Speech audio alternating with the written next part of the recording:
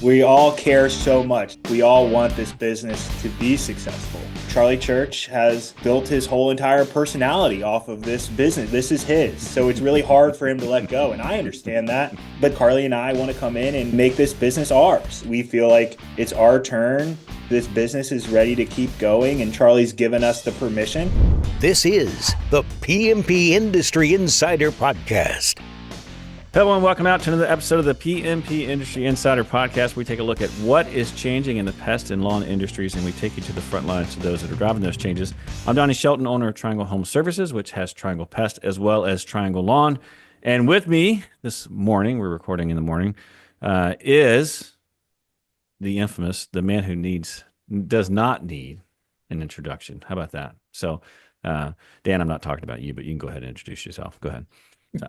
So, Dan Gordon, PCO Bookkeepers and M&A Specialists. We do CFO work for the pest and lawn industry as well as exit planning services.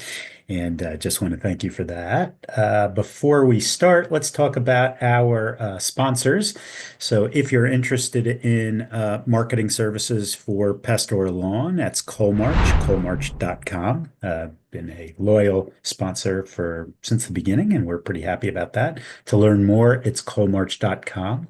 If you want industry-specific insurance, we recommend, and they are a sponsor, PestSure, and they provide insurance products tailor-made for the pest industry. PestSure understands the risk of the business and offers coverage that fits your needs. To learn more, it's pestsure.com. And our newest sponsor is it's Voice for Pest, which is a pest management industry leader in designing and implemented unparalleled voice solutions for PCOs of any size, coast to coast.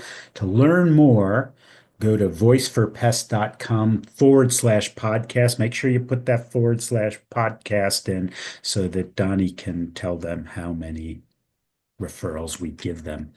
And with that, let us introduce the church family. We're going to take you to church.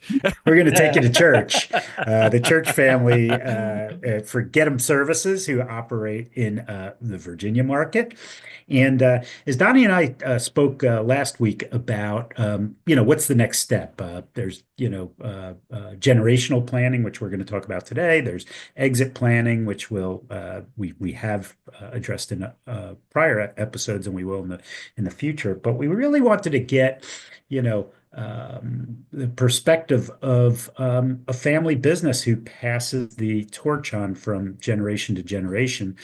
Charlie and his kids, Carley and Chaz, have been a client of PCO Bookkeepers for quite a while, and so we've got to witness some of that firsthand. And the one thing that I would say is Getem Services is a 103-year-old business.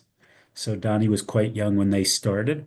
And anyway, welcome, church family. Do me a favor, just introduce yourself and what's your role in the company? So Charlie, why don't you go first, as Charlie is the dad, or are you the grandson, Charlie, of the founder, or the great-grandson? So I was the grandson of the founder. My grandfather started in 1922. My uncle and dad both worked here their whole lives. And I inherited the business in 1998 when my father passed. And I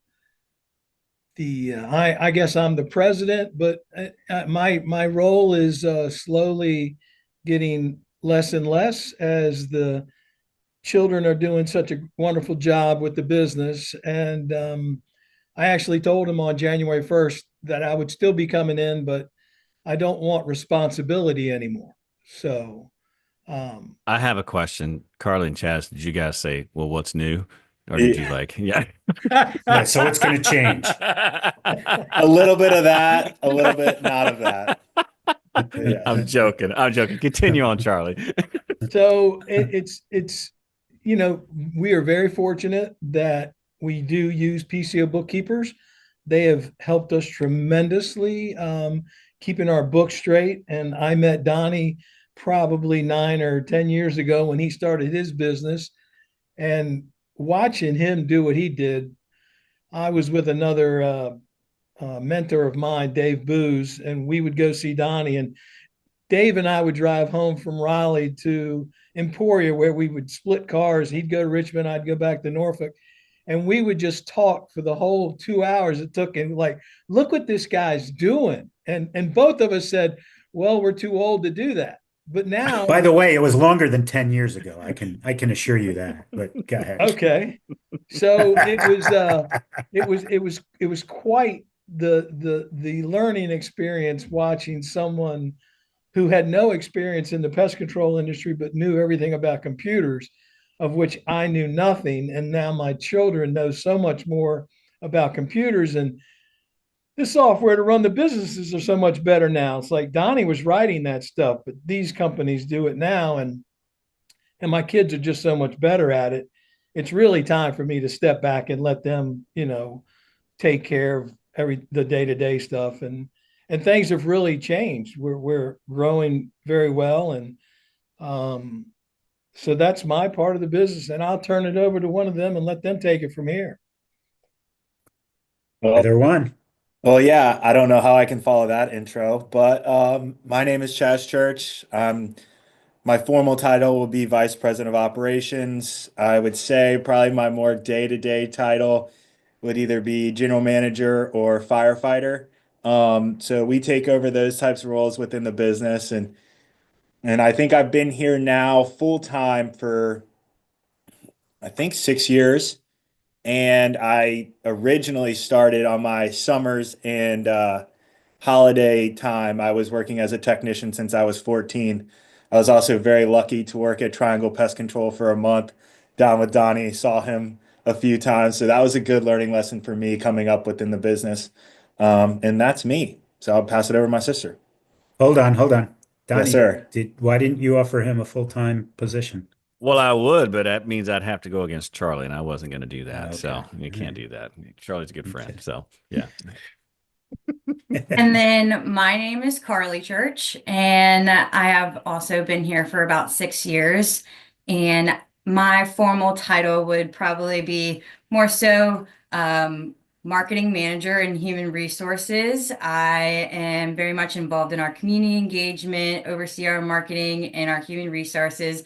But I like to call myself the Getem Guardian. I am our people person. So I'm always here trying to make sure our culture is improving and making this the best place that it can be. Great. Well, we are grateful to have you guys on the podcast. And I just have to echo, listen, I've known Charlie for many, many years. It's been more than 10.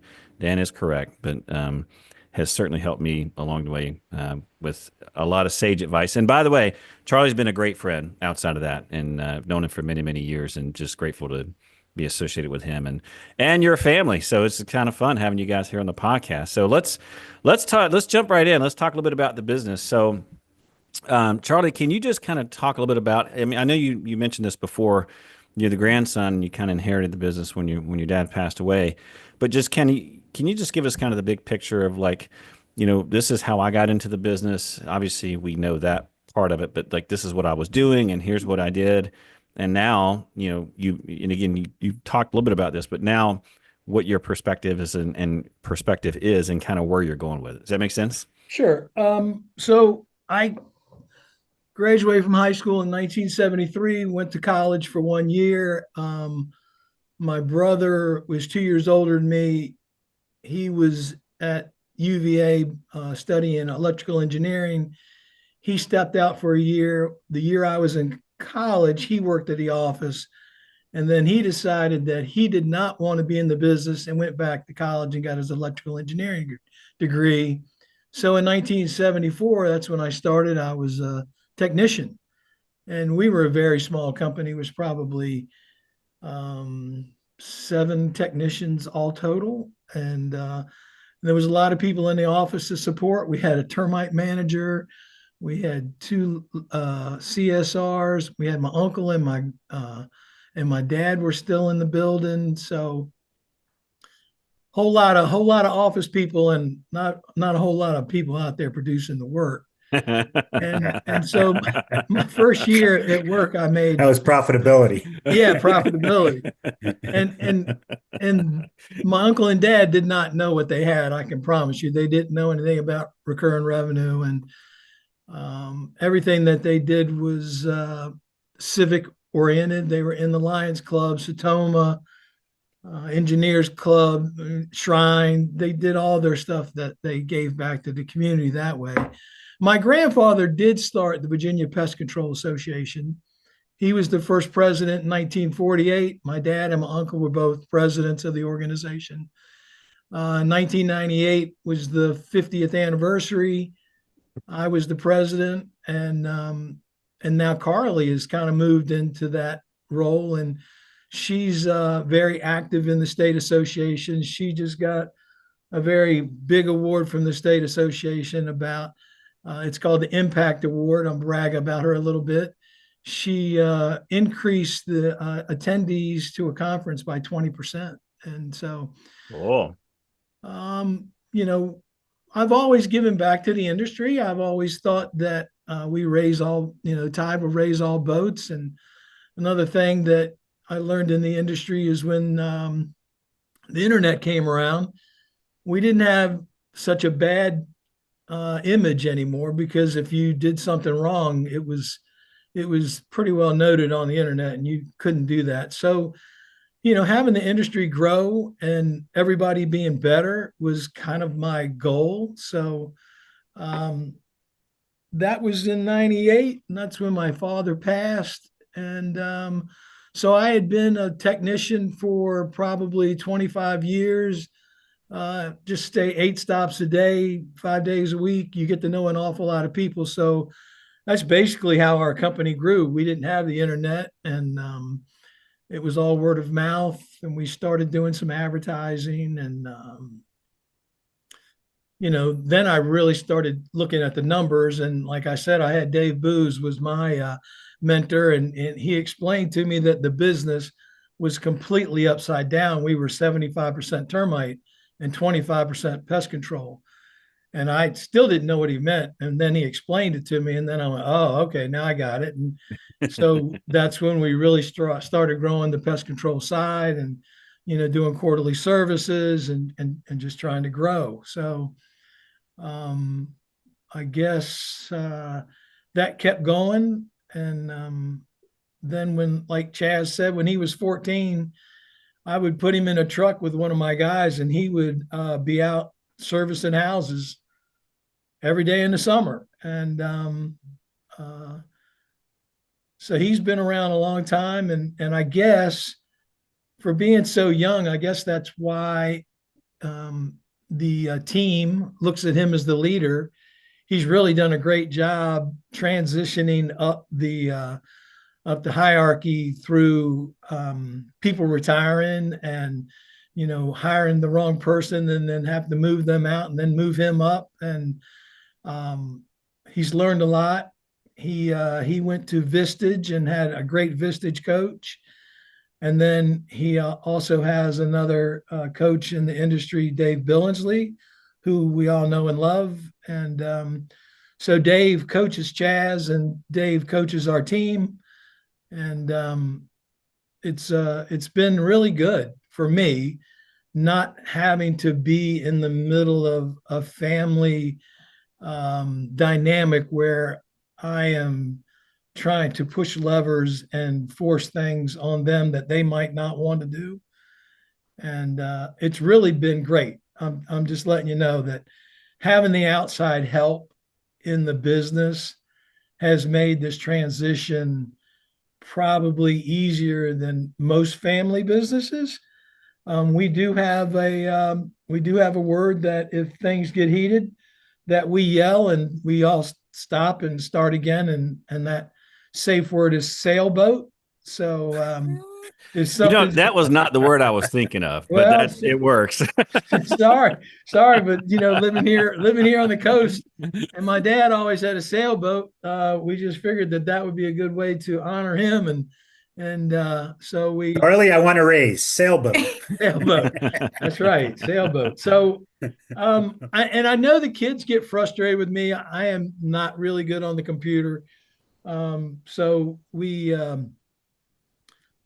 do have those struggles, but I'm very fortunate that I've always been able to be around for them, and I want the best for them. And it's like I said, having the outside coach and being able to sit in and watch them grow, watch all of them grow, watch the whole management team grow. It's exciting, especially from sitting in the top chair and seeing how things are going and how well they're going. And So, Charlie, I actually have a quick question for you. go ahead. So, you know, obviously, at the very beginning of this, and we were joking around, but I know that you were serious, which is, you said, "Hey, January 1st, I'm going to take less and less responsibility." My question to you is like, what does a successful transition look like to you? I mean, do you envision in like 5 years, you're going to be sitting on a beach in Florida drinking Mai Tais and you get a phone call every month and this is how we did? Is it like, I mean, obviously in your case, you inherited the business. Do you have a plan of like, this is my ideal, like, this is how I want this to go down? Have you thought that through? And if so, what does that look like going forward? Okay, so yes, that plan was implemented last year. I got some help from the Scherzingers in Ohio. That's another family business. We're in the associated group together, and that was the, other than PCO Bookkeepers, that was the probably best thing I ever did for my family business. And so we implemented with our attorney and our tax accountant the transfer of ownership to the children. And so each year they are gifted shares of the company.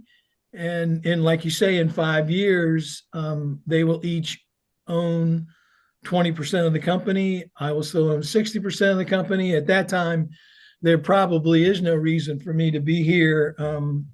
You're right. We would probably spend 6 months a year in Florida and 6 months here in Virginia Beach. And, I know someone else on that program, but continue. 183 days, 183 days in Florida. Yeah.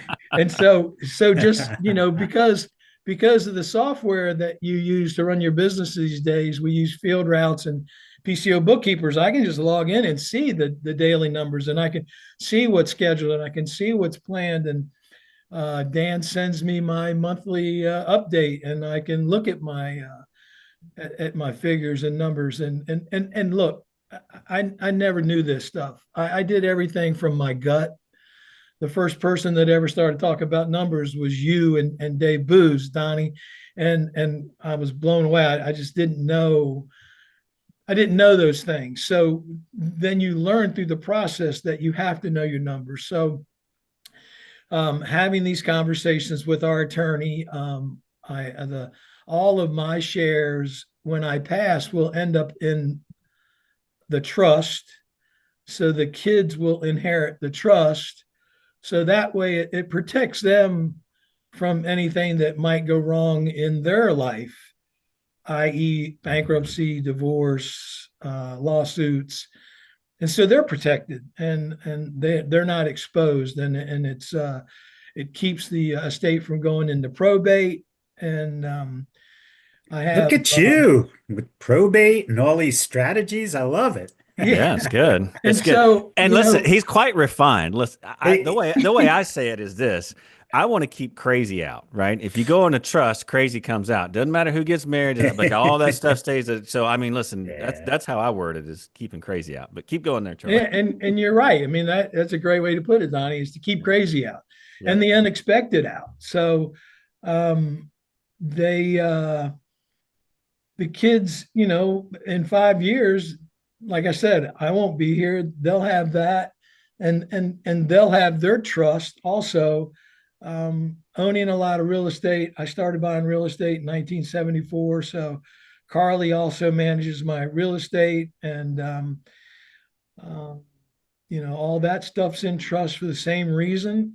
I have life insurance policies for my wife so that if anything does happen to me, I have life insurance and term insurance for her. You don't have that too high, do you? Because I often joke with my wife. I'm like, hey, I'm not going to make it too expensive because that whole Makes it easy. yeah, that equation may flip to the other side, and then a boot in my back going down the stairs or something. Hey, I have a question for the kids, for the adult children of you, Charlie. And so we're talking about, all this stuff and it just seems like this was a natural progression. But we've also seen family businesses where the kids wanted nothing to do with the business. You guys were involved with this early on, and you have friends who probably went to school and did other things and whatnot, but you got entrenched in this, Chaz, at 14 and whatnot. Did you always say, well, this is what I want to do forever? Or was there, between the two of you, did you ever say, well, maybe I should explore other things? Or how did that all come about? Well, I mean, as a young kid, I never knew if this was going to be for me. I wasn't that involved. And then started to get into my teenage years, and they were like, okay, well, you need to have a job. And I was like, okay. And then it wasn't that you need to have a job, it's you need to have this job. And so it was this job, and it was as soon as school would end, it would be like June 10th, school would end, June 11th, I'm getting a call from a technician at 8 a.m. Be like, I'm picking you up. Okay. Well, at least he I'm gonna wasn't tell you. waiting at school with the truck for, Exactly. And I'm sure that through the years, like I was not probably the easiest person to work with as a 14, 15, 16-year-old when all your friends are out during the summer having fun. And then kind of as you grow up and you go through college and you continue to put these years in, I've invested so much time into this, like I don't want to give it up. Like I've worked for this, like I've earned it, like showing up every day, doing these things, and it's taught me a lot of lessons to where I am now as a 30-year-old. I feel like when I talk to my friends about certain things, our conversations are so completely different.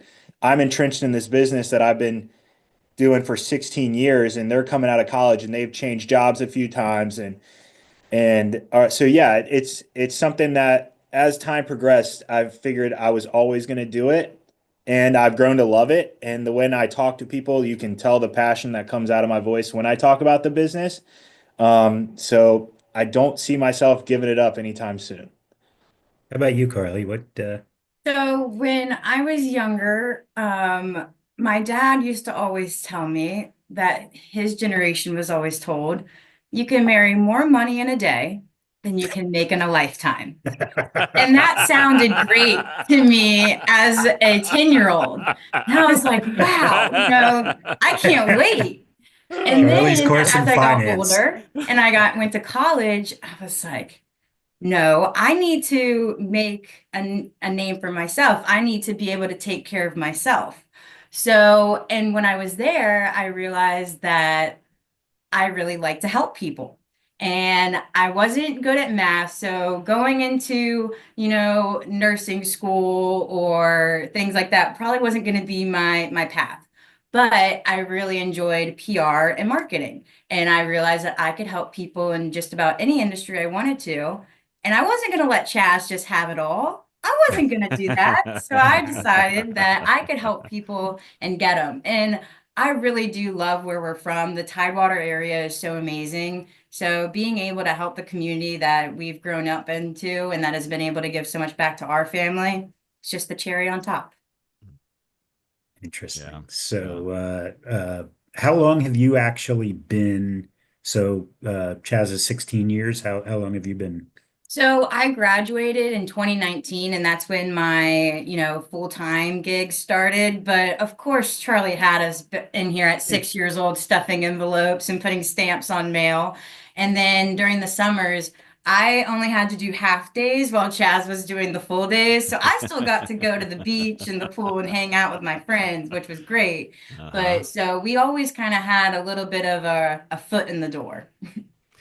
So I have a question for both Chaz and Carley. So obviously, the way that Charlie ran things is probably different than the way that you guys run things. Is that Maybe a it's safe? that. Is that a safe assumption? That is very safe. Yeah. If you could see my face right now, you would know. Very So safe. let's talk through that. How are you guys, like, what are you doing? I mean, I know Charlie and I know Charlie's strengths, and I'm going to tell you, there's no better people person than Charlie Church. I mean, he is very good at relationships. It's something he's always been great at it. Um, but he talked about technology and his struggle with bringing technology in. What are you guys doing in the business that's kind of transforming it for the new generation, right? I mean, ultimately, the plan is obviously we've already laid it out here, but at some point this is going to be completely your thing. What are you doing now to kind of get prepared for that, and what changes are you making? Well, one thing I'll tell you, Charlie says he can't work a computer, but if you ask that man what amount of money's in which bank Well, account or listen, which mortgage is to which house, that he could tell you like it's the back of his hand. So I will say he sells himself short on that one. uh-huh. Um, but as far as the business is going, I mean, it was just different mindsets. It was different philosophies. And before Carly and I came in and took over, I would probably say our average age of our leadership team was between 50 to 60 years old. And nowadays, our average age of our leadership team is right around 32. So, so we're bringing in a lot of young people. We had a really good business base. So we've been around for 103 years. So we get to come in and make all these decisions, and we're not a new startup. So any decision we make, yes, there still is the chance that something could go wrong catastrophically. But for the most part, you're able to kind of move some levers and make some tough decisions that you wouldn't necessarily be able to do when you're a brand new business because we have a foundation of about 8,000 customers. Um, so we really took the handcuffs off of our business. We learned a lot through Associated, where we used to do time services. Now we don't do time services, and we used to have to make a phone call and talk to every single customer to let us come there. Now we use email, um, text messaging, um, phone calls that are automated. So we just click a button. So all of our CSRs just click a button. They send out these notifications to our customers, and then we go out and service them. So that was a change in philosophy. There was a philosophy change where we were so scared to lose one customer. We lost one customer. It was going to be like a funnel, and everything was going to start flowing out of the bottom of the bucket. One person in Associated said, if that customer doesn't trust us and they don't want to let us do things the way that we want to do, then they're just not our type of customer. So we're able to move those type of customers out. I've said no more times over the last 2 years, and we've grown by 25% and going on 11% this year. So that's kind of back from the philosophy that we talked about. As far as technology, we're starting to use AI. As you guys can see, I have a little note taker that popped into this group. So we're always taking notes on our meetings.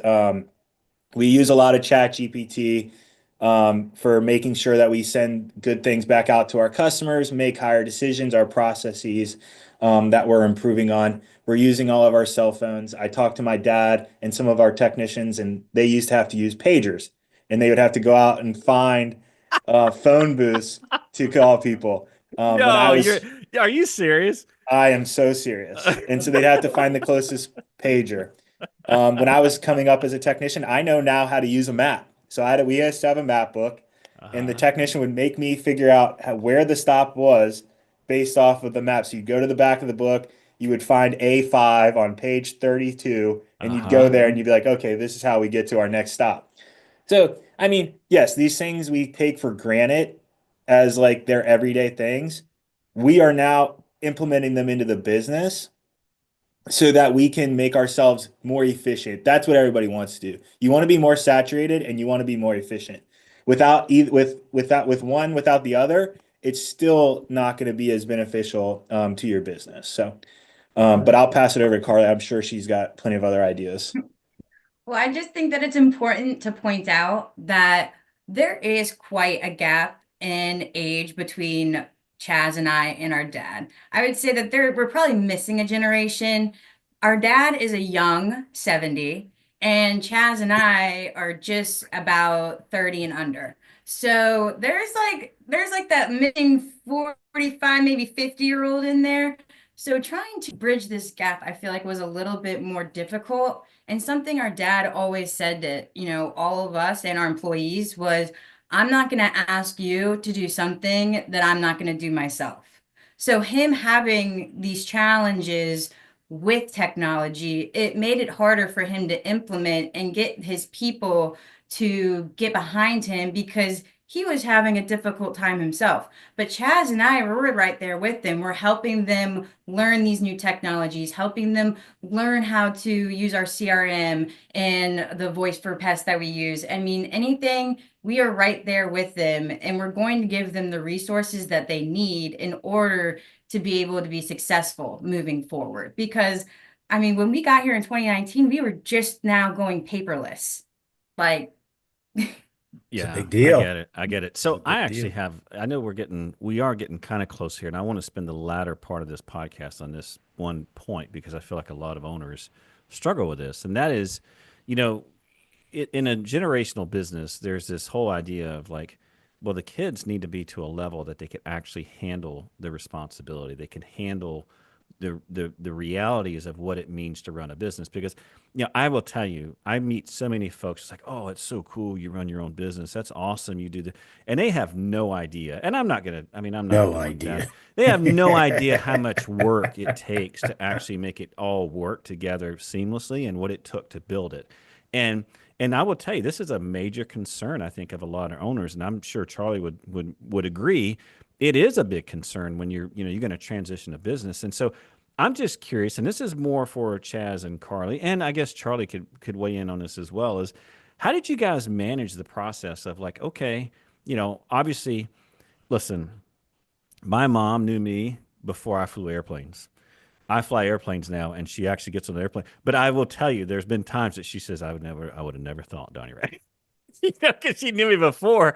But I mean, just this whole idea of building this skill set of being able to run the business and being able to take it to the next level, and not, giving it over to your kids, and all of a sudden it flatlines, or even in a worse scenario, it actually starts declining. And so maybe we'll start with you, Charlie, first. I'm sure you gave that some thought, and then we'll pass it on to maybe Chaz and Carley, just to kind of like what that process looks like, and what you guys did and what you're still doing. I'm assuming you're still working on it.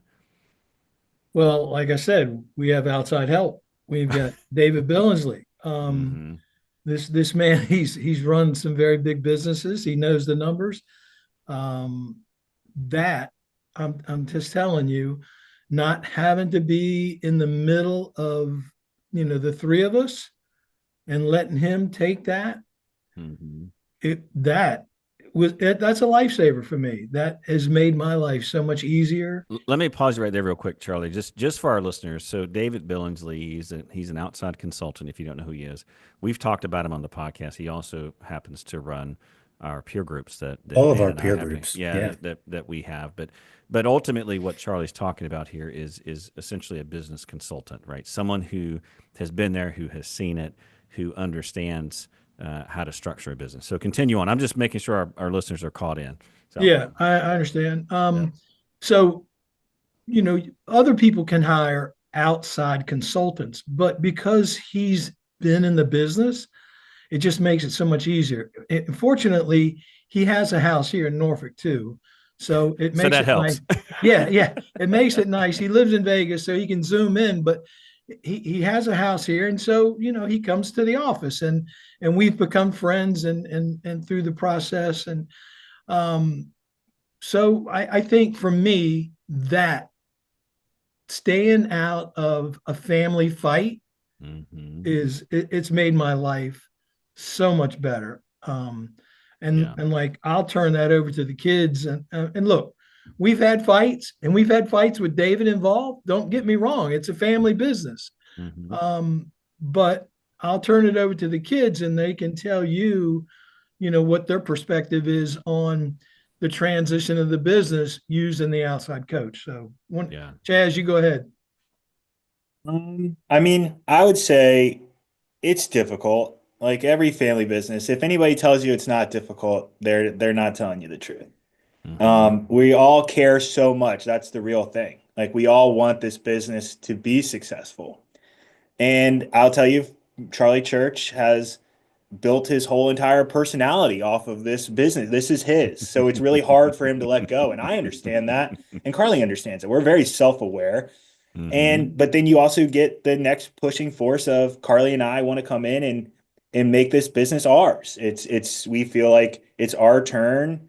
It's the next generation. It's ready. This business is ready to keep going, and Charlie's given us the permission. And I'm going to tell you right now, I still don't believe I'm ready to take it over. Right. No one will ever know until it actually happens, right?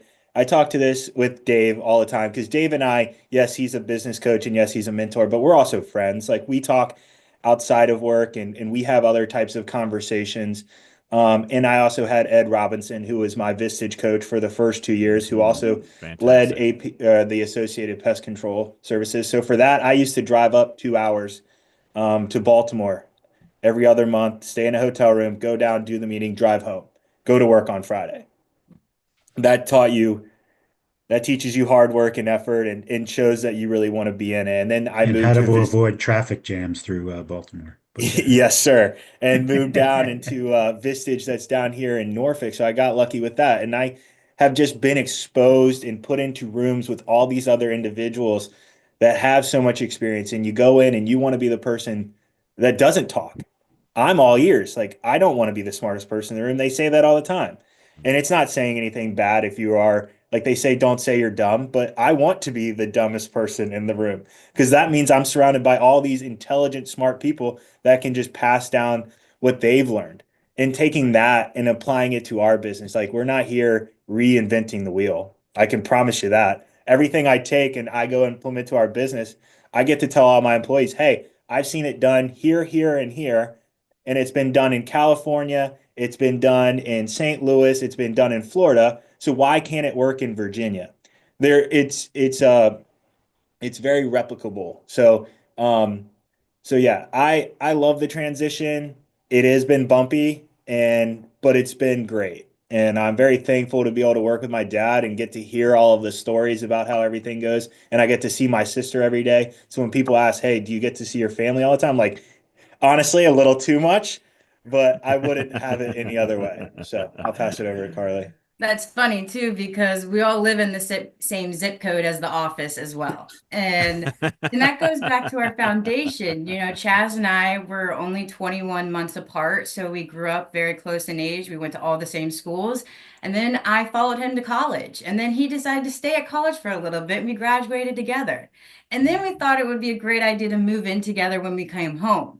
And so we just have constantly have been building our relationship, I think, to be up until this point to get to where we are today. And like everybody has said, the road has not been easy, but I think that we've been through so much in this last 6 years that we've been full time that we've really shown to our dad that we've got this. And we have this because I think 99.9% of people in our lives, in our community, in our industry, they want to see us succeed. I don't think that anybody wants to see us fail. So with that support behind us, we can only go up from here, I believe. Yeah. Yeah. Well, I will tell you, this has been a fantastic episode. And I think, especially for our listeners who are wondering about how to navigate this, you guys have definitely given a lot of good info for folks to look at and quite frankly to even model. And Charlie, all I can tell you, man, is congratulations. I mean, you should be very proud of your kids. And got two amazing kids. Yeah, fantastic. What you've done. I think it's been pretty cool and it's been fun, obviously, knowing you over the years. And so, Dan, anything to add before we finish out here? No, I think that this is really, really good. And we have a lot of clients who are either going through what you're going through or are about to go through. So I think that this episode is going to be really helpful. Yeah, for sure. And for the record, by the way, Chaz, anytime you want to come work at Triangle again for free or have your dad pay you, you're welcome anytime. There is one thing that I noticed. So Chaz, you had said that you have an AI note taker, and so do we. So Donnie, how does that work? Do they fight? I mean, are they like to the death? No, they don't fight. Okay? So, all righty, guys. Well, listen, you've managed to listen to us yet another time for another episode. Just a reminder, all the resources and topics that we talked about today will be available on the podcast website, pmpindustryinsider.com. Just take a look under show notes for this episode. We'll link up Getem Services. Obviously, we'll put their website up there as well as maybe David's contact info, and if you're interested in a peer group, we'll put some info up about that as well. As always, we ask that you rate and review the show if you appreciate it or enjoy it, find it useful. If you have any complaints or just general complaining in general, we ask that you pass that on to Dan. With that, we'll see you all next time. Take care now.